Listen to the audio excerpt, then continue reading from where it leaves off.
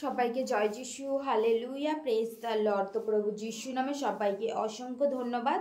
যিশুর আলো চ্যানেলে সবাইকে স্বাগত জানাই। তো মহান ঈশ্বরকে ধন্যবাদ জানাই যে তিনি আরেকটিবার সময় সুযোগ করে দিয়েছেন ঈশ্বরের বাক্য বলার জন্য। তো সবাইকে জয় যিশু, হালেলুয়া, প্রেজ দ্য লর্ড। তো মহান ঈশ্বরের ধন্যবাদ হোক, ঈশ্বরের বাক্যে ঈশ্বর আশীর্বাদ করুক। তো আজকের বাক্য লূক লিখিত সুসমাচার 1 অধ্যায় 26 পদ, যীশু খ্রিস্টের জন্ম বিষয় আগাম সংবাদ। যখন প্রভু যীশু সেই জন্ম হয়েছিল তখন সেই কোন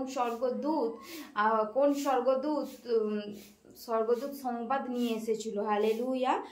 পরে 6ষ্ঠ মাসে গাব্রিয়েল দূত ঈশ্বরের নিকট হইতে গালিল দেশের নাসরত নামক নগরে একটি কুমারীর নিকটে প্রেরিত হইলেন।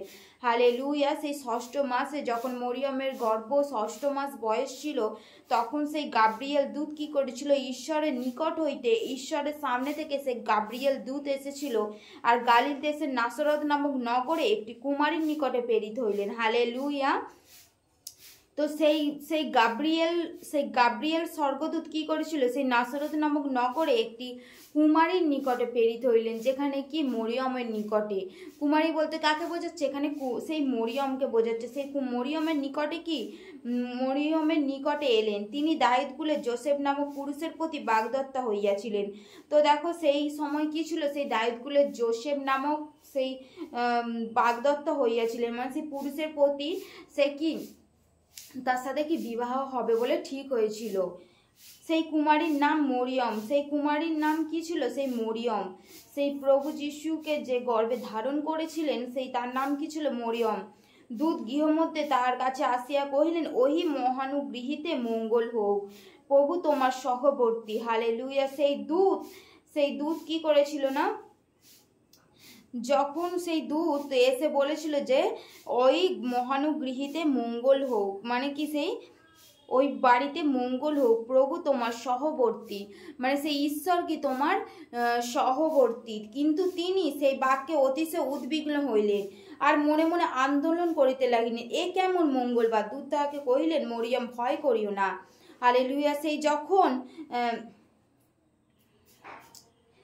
যখন গাব্রিয়েল দূত এসে মরিয়মকে বললেন, তখন মরিয়ম কি মনে মনে ভয় করতে লাগলেন। তখন সেই দূত তাহাকে বললেন, মরিয়ম, ভয় করো না, কেননা তুমি ঈশ্বরের নিকটে অনুগ্রহ পাইয়াছ।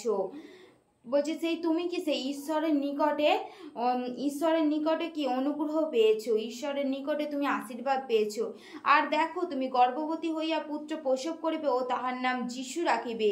হালেলুয়া। বলছে কি তুমি সেই গর্ভবতী হবে। এগুলো কি প্রত্যেকটাই কি সেই ভবিষ্যৎবাণী হয়েছিল যে একজন কি জন্মাবে, এবং মরিয়মের গর্ভটাকে কি হয়েছিল না? ব্যবহার হয়েছিল। তো দেখো আমরা অনেককেই শুনেছি, হয়তো যিশুর ব্যাপারে অনেকেই জানি, অনেকেই শুনি যে সে তো হচ্ছে কুমারীর গর্ভে, মানে কুমারীর গর্ভ বলতে এমনই আমরা বোঝাতে চেষ্টা করি যে যেমন ঈশ্বর আমাদের সৃষ্টি করেছেন, আদম হওয়া জুড়িকে দিয়েছেন, স্বামী স্ত্রীর সম্পর্ককে দিয়েছেন, সেই হিসেবে কি আমরা যিশুকে কটু কথা বলতে লাগি যে ও তো কুমারী মায়ের গর্ভে জন্মেছে, এবং ওরা কি সেই স্বামী স্ত্রীর মধ্যে কি বিবাহ হয়নি, তার আগে আবদ্ধ হয়ে সন্তান প্রসব করেছে। হালেলুয়া। কিন্তু না, ঈশ্বর অনুগ্রহ দান করেছেন তার পবিত্র আলোর জ্যোতিতে। ঈশ্বর সেই তার গর্ভটাকে কি করেছেন? ব্যবহার করেছেন। সেই মরিয়মের গর্ভটাকে কি ঈশ্বর ব্যবহার করেছেন। ঈশ্বর কোনো সেই আদমের রক্ত দিয়ে যদি ঈশ্বর হতো তাহলে কি ঈশ্বর পাপ করত, কিন্তু ঈশ্বর সেই মরিয়মের গর্ভটাকে কি করেছিল? ব্যবহার করেছিল। সে আলোর জ্যোতিতে একটা কি সেই ঈশ্বরের সেই জ্যোতি দ্বারা কি সে সৃষ্টি হয়েছিল, এবং তিনি কি সেই 33 বছর তিনি আমাদের এই জগতে থেকে কি নিজের স্বভাবকে দেখিয়ে গেছেন যে জগতে থেকেও কি আমরা এত ভালো হয়ে থাকতে পারি। হালেলুয়া। তো সেই স্বভাবকে ঈশ্বর তুলে ধরেছিল, এবং ঈশ্বর তিনি পবিত্র ছিলেন বলেই কি তিনি সেই আলোর জ্যোতিতে মরিয়মের গর্ভটাকে কি ঈশ্বর ব্যবহার করেছিলেন। হালেলুয়া। তো সেই জন্য কি আমরা যেন কেউ এই বিষয়টা নিয়ে ভুল না ভাবি যে সে তো কুমারীর গর্ভে জন্মধারণ করেছে।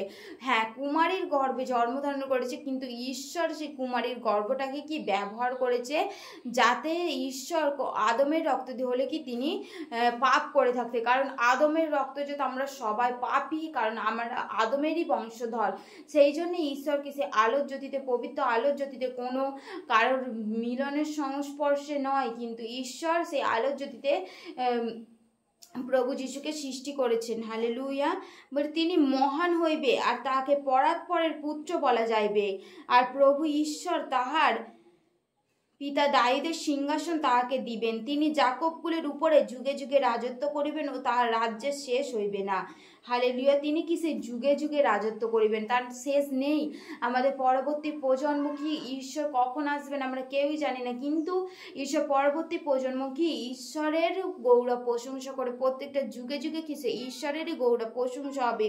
তো দেখো সেই মরিয়মকে ঈশ্বর ব্যবহার করেছিল এবং কি জোসেফকেও ঈশ্বর বলেছিল কি ভয় করে না। এবং মরিয়ম যখন মনেতে যখন ভয়ের আন্দোলন করতে লাগলো যে পাড়া কি বলবে, আমি যে পাড়া কি বলবে, লোকে কি বলবে, সমাজ কি বলবে, সে কি এই বিষয় নিয়ে এগুলো কি ভাবতে লেগেছিল। কিন্তু ঈশ্বর সেই গাব্রিয়েল দূত তাকে বললেন, ঈশ্বরের সংবাদ নিয়ে এসে যে কি তুমি ভয় করিও না, তুমি ভয় করো না, কেননা তুমি ঈশ্বরের নিকটে অনুগ্রহ পাইয়াছো।